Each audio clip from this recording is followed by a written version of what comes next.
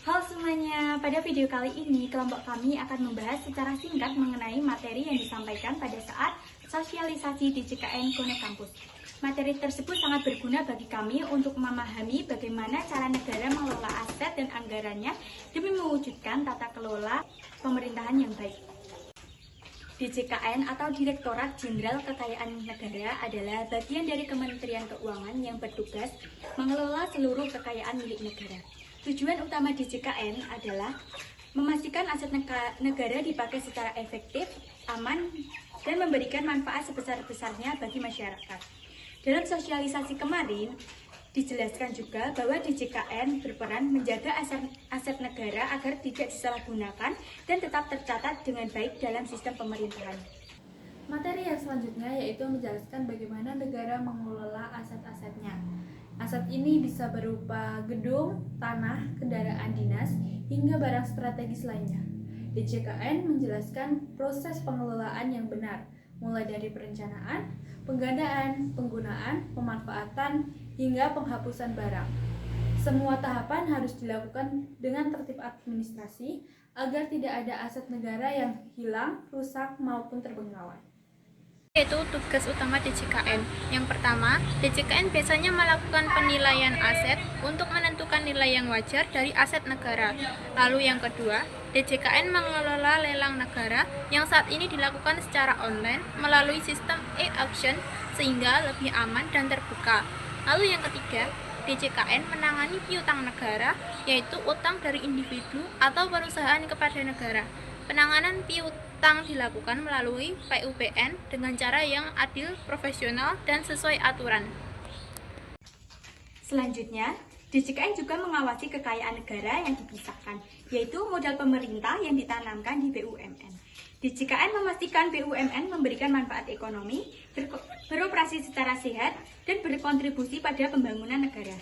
Selain itu, DJKN terus melakukan transformasi digital melalui aplikasi seperti Simak BMN, Sakti, dan e-auction.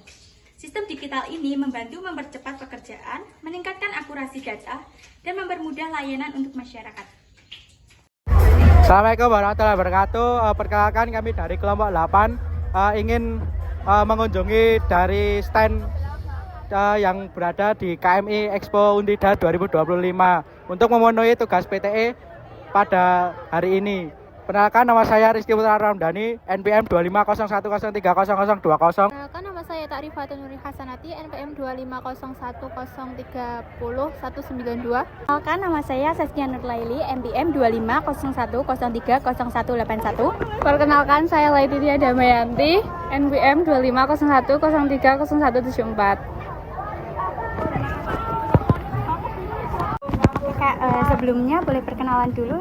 Oke, sebelumnya terima kasih atas kesempatannya. Perkenalkan, nama saya Iman Romalia dari produk Tasik Repko yang dimana memproduksi terkait dengan tas-tas dan juga ada topi.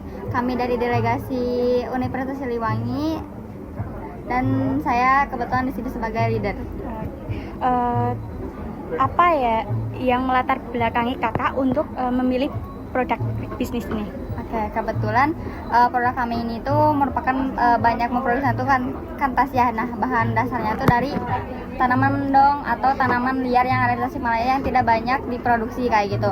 Kemudian dari kain batiknya sendiri. Nah, kenapa sih kita ngambil latar belakang dari kedua bahan tersebut gitu? Atau ngambil dari dijadikan sebagai passion gitu ya?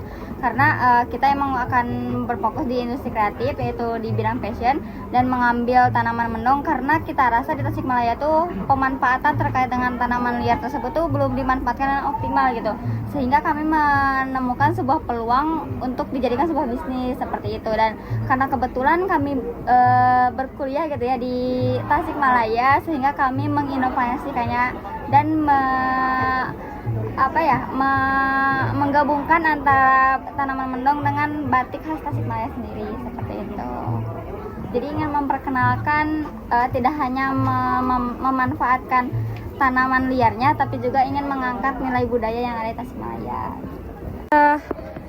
Buat produk ini kakak nargetin siapa aja sih yang jadi target buat pembeli atau itu. Kalau misalkan target pasarnya sendiri kan kita tuh awalnya karena kita tuh sekarang tahap bertumbuh gitu ya. Ya. Udah setahun lebih kita menjalankan usaha ini. Awalnya kita tuh hanya menargetkan dari usia 20 sampai 45 atau 50-an seperti itu. Tapi karena kita ada inovasi yang dimana tas ini tuh bisa dipakai oleh remaja seperti itu. Jadi kalau target pasarnya tuh dari usia 15, 12 sampai umur 45 sampai 50. Kemudian untuk target pasar di secara wilayahnya tuh kami menargetkan kayak di wilayah Tasikmalaya, kemudian tempat bajar-bajar atau tempat wisata seperti itu. Untuk produk ini kan menurut kelompok kami sangat berpotensi untuk masuk ke ekspor. Apakah pernah pada produk ini masuk ke ekspor, dan kalau pernah coba bisa jelaskan sedikit?